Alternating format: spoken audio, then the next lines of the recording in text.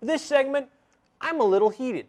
Do you want to know why, Dave? Why are you heated, Howard? Because apparently the world of, I guess, baseball carding and comic book grading has entered the world of video games. For some reason, an unopened copy of Skyrim sold for $600. Yes, and that game. We'll get to that in a second. Which immediately escalated in the same game where a copy of Super Mario 64 was graded and sold for $1.5 million. And then the week afterwards, an original NES copy of Super Mario Bros. Sold for $2 million. I don't know. I thought it was Legend of Zelda. One or the other. It's an old game. But we need to discuss how this is probably one of the stupidest ideas to scam a consumer I have ever seen in my life. Grading baseball cards makes sense because it's a limited production. They don't reprint it. Same thing with comics. They have limited runs. They don't reprint it. So a comic from 100 years ago, yeah, it would make sense why collectors want it and they would grade it. Because grading is basically basing the quality of the card or the object itself, right? And how well it's preserved, if it's like a really limited quality and like that. It's a bunch of factors. Games don't do that. You can reprint a game from any generation, anytime. There's no limited runs of games, except limited run games, but they're not auctioning that off. They're taking Super Mario Bros. Or Legend of Zelda, things you can go to a mom and pop shop and buy at a relatively low price, and then saying, you know what, this is $2 million.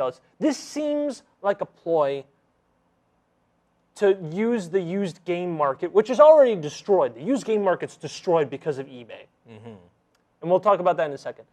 But this just feels like a scam, basically. Because Skyrim is on every single console known to man after the 360 and PlayStation 3. So I don't see the appeal of a game that's actually still in print costing $600 unopened. Especially considering it's like, I mean, it's 10 years old now. But it's a fairly recent game. Why would anyone want to pay anything over $100 for a sealed copy? And it's one of the best-selling games known to man. But some reason, they did that. And like for something like Super Mario Brothers or Legend of Zelda, whichever one it was, I can kind of understand it because it's new in box. But like, still, it's stupid. Like for a new in box game, like an NES, I probably wouldn't pay anything over like 500, and that's pushing it. Yeah, that's pushing it. And maybe if it was a rare game, I'd understand. Yeah, but like it's Mario. It's Mario. It's Skyrim. Two of the biggest things in the industry. Not exactly rare. Not rare. Like if this was like a rare prototype demo disc, I get it. But it's not. It is a copy of a game that you can go and buy for $5. And play on almost any console anywhere. This is like a gimmick. And I think this is like one of the effects of how the used game market is disgusting. Because there's really no limit or like no control over what the prices of the used games are. Most of the reason why used game prices are so high is because people just, and this has been a thing for 10 years, people just say, well, eBay said I could. So you'll see copies of a very popular game that has a lot of old copies in rotations in stores, like Resident Evil 2, going for $80. Resident Evil 2 is not an $80 game. It's not rare. It was sold millions of copies. I get it if it's something like Silent Hill games, because those are always in high demand because, you know, those were rare at first and now people love them, and there's no collections. But the used game market is kind of like trash. So, like, you got to hope you have a mom and pop shop that has decent things. But, like, because eBay doesn't control prices. I mean, I feel I was lucky a couple months ago to find a copy of the Telltale Back to the Future game for $60. Yeah. A copy of a video game that came out 10 years ago for $60. Granted, it's delisted on every possible marketplace, but $60. $60. It's a little high. It's a little high. Just a little bit. A little bit too high. And, you know, maybe this could be like the fact about how companies don't try their best to archive games or make them backwards compatible. Sure, we can have a discussion on that.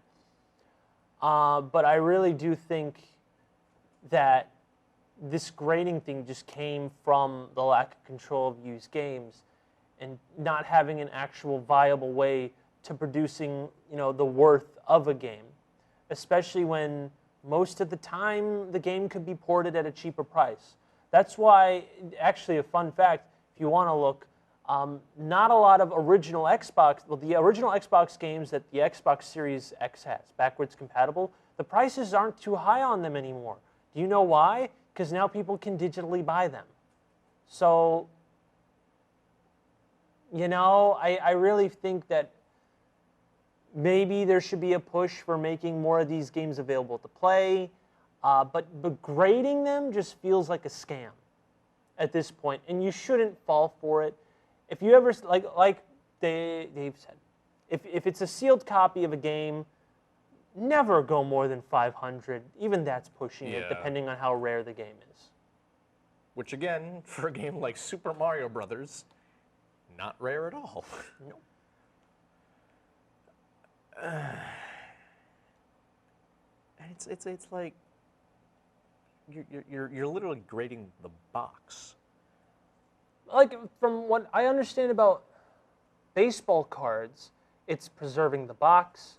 Well, I'm sorry, the card. It's like, you know, preserving the card, how old it is, how like the limited like number it came from. Like if there was 500 cards, you can't do that because at any point, like let's say if it wasn't sealed, at any point someone can just take the disc out and put it in a different disc from a disc made 5 years later. Because you got to remember, Xbox 360 was 2005 to 2013.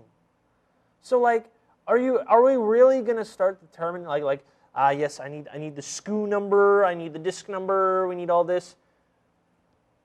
That's ridiculous. It's such a ridiculous upkeep, especially when some 360 games are still in production. Like there's still 360 games are still being reprinted because of backwards compatibility. So like having Skyrim be reprinted. I mean Skyrim can be reprinted. So like I fail to see how actually grading it on a scale of 0 to 10 works. You got me, man. I got nothing. It seems almost counterproductive. Yeah. To the, as you said, the used game, you know, not industry, but Market. Yeah, the market. Thank you. I don't know, man. It's stupid. It's stupid. You heard it here first. It's stupid. Stupid.